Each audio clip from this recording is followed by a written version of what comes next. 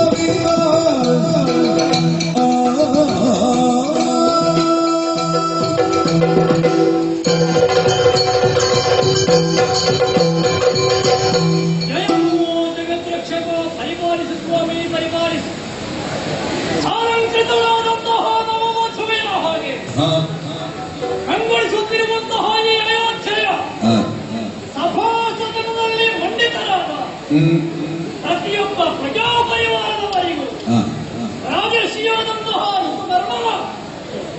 ಪ್ರಣಾಮಗಳು ಎಲ್ಲವನ್ನೂ ಕುಳಿತುಕೊಳ್ಳಿ.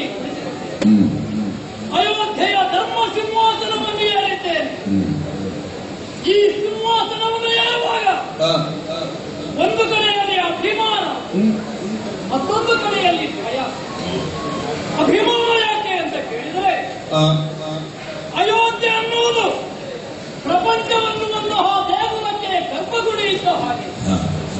ಗರ್ಭಗುಡಿ ಸದೃಶವಾದಂತಹ ಅಯೋಧ್ಯೆಯ ಪೀಠವನ್ನು ಒಬ್ಬ ರಾಜರ್ಷಿಯಾಗಿ ನಾನು ಏರಿದ್ದೇನಂತಾದ್ರೆ ಅದು ನನ್ನ ಹಿರಿಯರು ಮಾಡಿದ ಪುಣ್ಯವೋ, ನಾ ಮಾಡಿದ ಪುಣ್ಯವೋ ಅಲ್ಲ, ನನ್ನ ಯೋಗ ಭಾಗ್ಯವೋ ಅನ್ನುವುದನ್ನು ಹೇಳುವುದಕ್ಕೆ ಸಾಧ್ಯವಿಲ್ಲ.